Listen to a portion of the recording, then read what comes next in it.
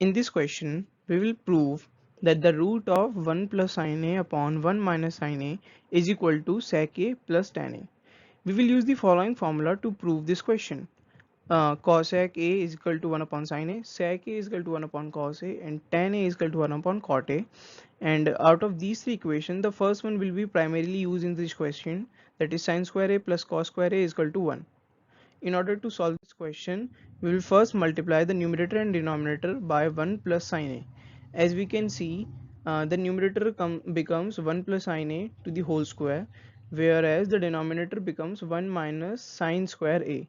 1 which is by the property x minus y into x plus y, which comes out to be x square minus y square.